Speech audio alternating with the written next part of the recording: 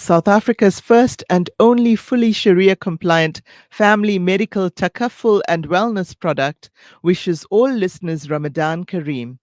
Download the Emergivac app today and get free immediate access to the Emergivac Sharia collection of du'as, hadith, Quran, and much more. And with that, welcome back, dear listeners and viewers. We are delighted to welcome into the studio our next guest. Fathi Nimer is Al-Shabaka's Palestine Policy Fellow. Al-Shabaka is a Palestine policy network. Fathi has previously worked as a research associate with the Arab World for Research and Development. He's been a teaching fellow at Birzeit University and a program officer with the Ramallah Center for Human Rights Studies. He holds a master's degree in political science from Heidelberg University and is the co-founder of decolonizepalestine.com, which is a knowledge repository for the Palestinian question. His research revolves around political economy and contentious politics, and his current focus is on food sovereignty, agroecology, and the resistance economy in Palestine. He's here in South Africa on a very whirlwind tour, and we're delighted to have him join us today. Assalamu alaikum and welcome, Fatih. Wa alaikum salam, Aisha, and Ramadan Kareem. I'm happy to be here. Thank you for joining us. So tell us a little bit about being the Palestine Policy Fellow at Al-Shabaka. What is your aim with this position? What's your mission? What are you really trying to do? What's the message you're trying to get out? Well, Al-Shabaka is Palestine's only transnational think tank because, the Palestinian people are strewn, unfortunately, all around the world in the wake of their Mm-hmm. ethnic cleansing. So all of our also intellectuals and experts all around the world. So we're a transnational think tank with a membership of around 200 members, and these span experts from all walks of life, from psychology to health to economy to anything you could really think about. So this really adds to our analysis. We're focused on producing critical policy analysis Mm-hmm. that challenges the status quo, and we do see ourselves as part of the movement for liberation of Palestine. We don't want to just produce, information for the sake of information. We want it to be used in a critical way, in a way that will help the struggle for Palestinian freedom. Inshallah, that's very, very interesting. I've seen some of the articles put out by your members. I follow you on Twitter, etc. So, for example, around Land Day, which, as we know, was on Saturday, there were quite a few articles put out, and a very interesting one on the so-called no state solution as well. Tell us, Fatih, in terms of your own research, you're focused, as I've said, on food sovereignty and the resistance economy in Palestine. What exactly do you mean by this term, resistance economy? Well, unfortunately, in Palestine, as you understand, we are under a military occupation, under Hmm. settler colonialism, meaning that the majority of our resources are not in our control. For example, if you have a farm and you want to water it, you have to buy Israeli water because they don't allow you to dig for your own water. Like, for example, we have a small piece of experimental land that we do farming on, and Hmm. it's in an area called the City of Springs because of how many springs it has in it. But I'm not allowed to dig, even though there's confirmed water underneath the farm, because according to all of the agreements with the Palestinian Authority and the Israeli state, Palestinians are not allowed to dig for their own water. That's just one example. So we're trying to work on ways to kind of gather water more efficiently during the rainy months so that we can use Hmm. them in the summer. We try to increase the production of farms.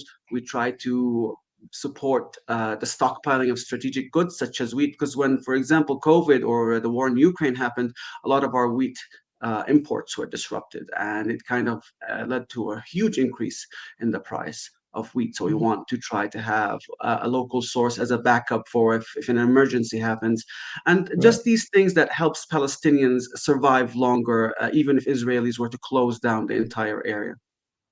Right. So Right. So that's very interesting in terms of the water and a wheat backup or grain backup that you're promoting.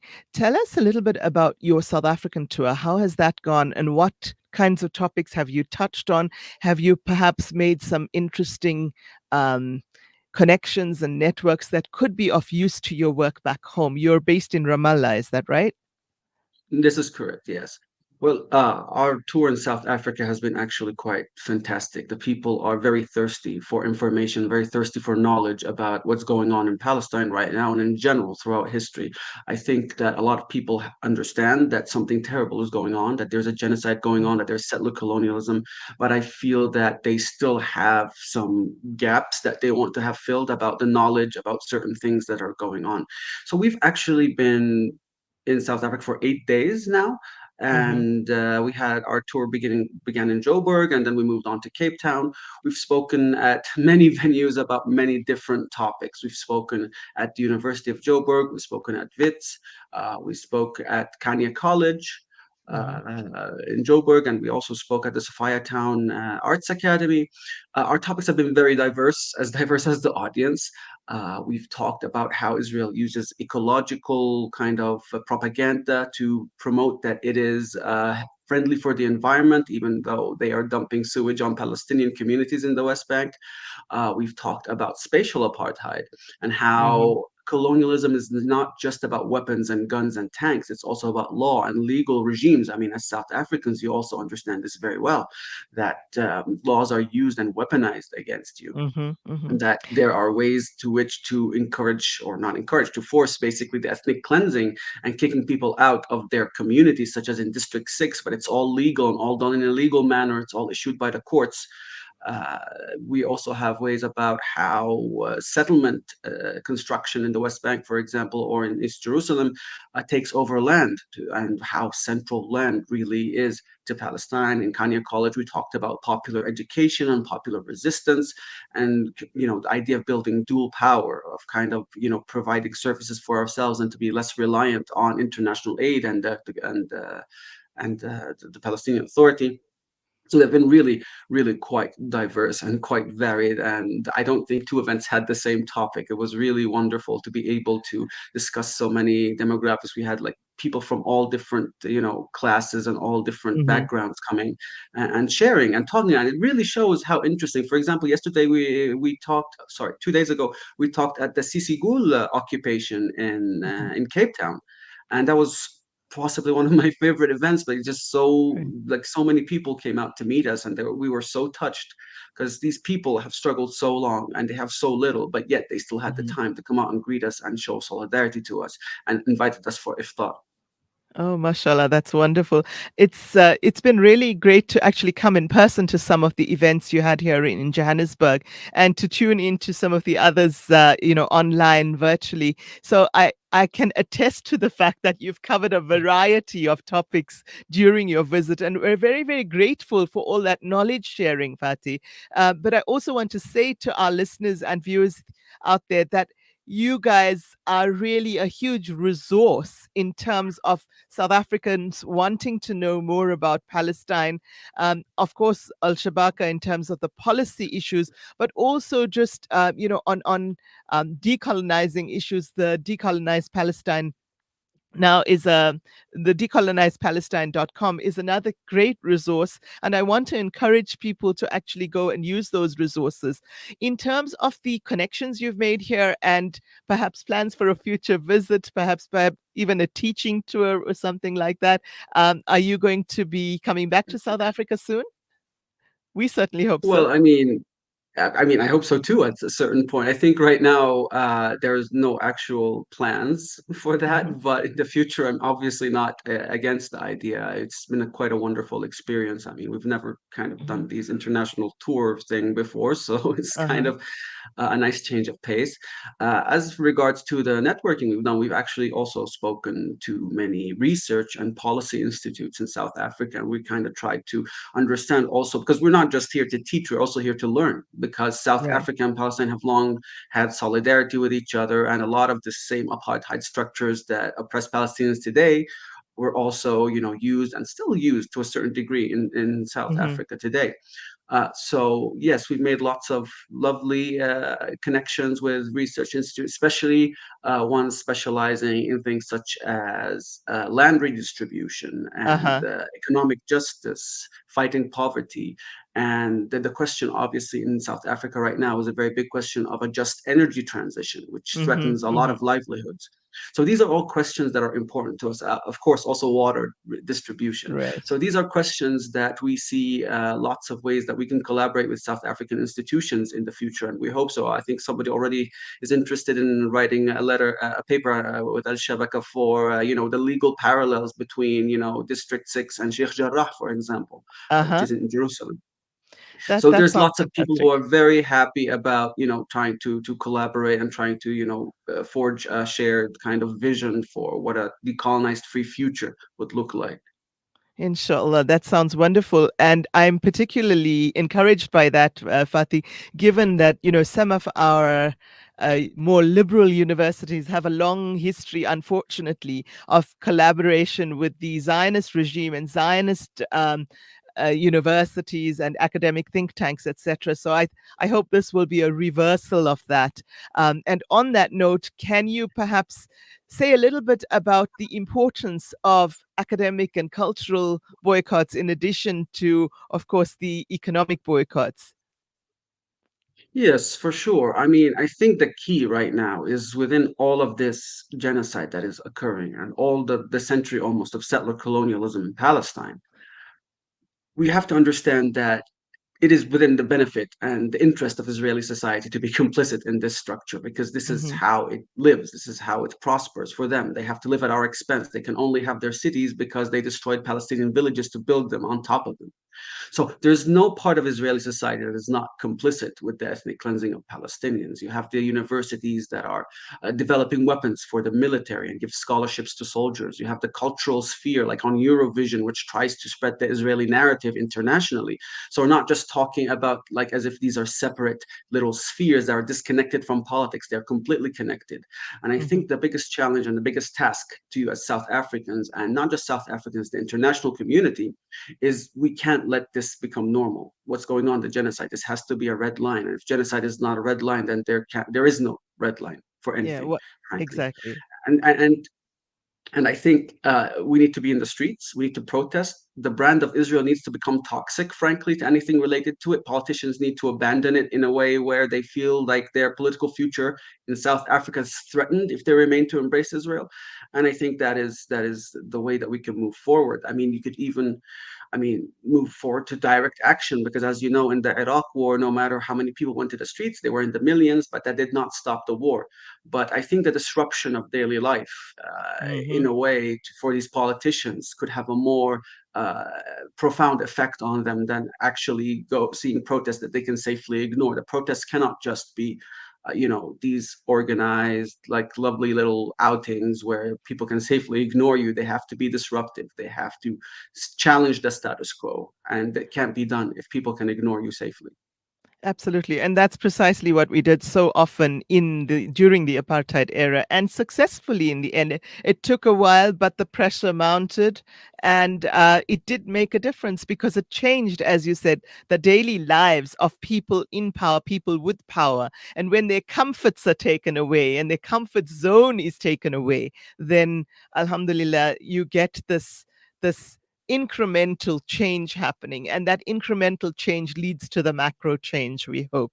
So Fatih, thank you very much for that. One last question to you. You were brought to South Africa not by a Muslim or a religious organization, but actually by South African Jews for a Free Palestine. How did that come about? Well, actually, it happened by complete coincidence. We had a visit to South Africa last year, actually. It was not a political visit or any, well, I mean, we did go to some of the protests, but it wasn't intended to be a political visit. And we ran into this group and we said, this is a very interesting name. And by coincidence, the person we happened to run into, his name is Anthony, and he turned out to be one of their coordinators in Cape Town. So we just kind of started discussing, Palestine, what's going on, and how Zionism has hijacked the history of Judaism and kind of, morphed it into this weapon for colonialism. And he took us to dinner that night and met a bunch of his comrades, and it was actually quite lovely. And we went back to Palestine having made these new friends, and a couple of months later, they messaged me. They were like, "We want you to come and speak for Israel Apartheid Week because we think that Hmm. your work is very important here." And Absolutely. we've actually been talking not only what to these venues that I spoke about, we've also had conversations with the Jewish communities in Johannesburg and Cape Town about what Zionism means to Palestinians. And Hmm. they've actually been very fruitful kind of workshops talking about these things and how uh, their job right now is to decouple the idea that support for Palestine is anti-Semitism and to kind of Hmm. decouple the idea that Judaism and Zionism is the same because they Same reject thing. it very strongly and they Mhm. iterated this to us multiple times. So yes, it's not we cannot understand this as a holy war because that's not the case and it was never the case in Absolutely. history. Yes, absolutely. Thank you very much for that, Fatih. So, I did have two guests from South African Jews for a Free Palestine on this show 2 weeks ago, and we unpacked those very issues that Judaism is not Zionism and anti Semitism is not anti Zionism. So, I'm very glad you've articulated and supported that position. And I do hope that many of the South African Jewish community that you've been speaking to will have taken your experiences on board because unfortunately while the Jewish community at large was very very active in the South African anti-apartheid struggle, currently there is a portion of that community who, despite having been active in the anti-apartheid struggle in South Africa, do not actually see the necessity to engage in the anti-apartheid struggle in Palestine. So it's very important work from that perspective, changing hearts and minds as well. Fatih, once again, thank you very much for being with us this morning. We really appreciate your time, not just on this show, but in coming to South Africa with your lovely wife and Yeah. educating across the board on so many issues. If there is one thing you would like to say to the listeners and viewers out there as to how they can support and show solidarity with the Palestinian struggle, particularly at this crucial time when much of Gaza is starving and it's a forced starvation, what would that message be, Fatih? I think really is that we cannot allow this to be normal. That's the core of it. This is not normal times. We are not living under normal times. There's a genocide going on. And any politician who is going to be afraid to take up the cause of Palestinians under genocide, he's also or she is also going to be afraid to take up your causes when it becomes too inconvenient. Because it's never easy at the time when colonialism is happening to kind of come against it because there's so many interests that are invested in this colonialism. So any politician who will not fight for Palestine will not fight for your rights too, because as soon as it gets difficult, he will throw you under the bus. So Mhm. we have to take that in mind and understand that also Palestine can be a litmus test for your politics as well. I think that's very, very important and powerful note to end on. Thank you once again, Fatih. Assalamu alaikum and safe travel home this evening, inshallah. Very powerful thought that somebody who will not take up the Palestinian cause in a time of genocide will not fight for your rights. So, whether that's a politician or somebody with corporate power or economic power, do not allow them to get away with ignoring the issue of a genocide in Gaza and more generally the ethnic cleansing in Palestine. Because if they won't stand up for those rights today, they won't stand up for your rights when you need them to. Powerful message to end on. And with that, we go to an ad break before we go to our next guest.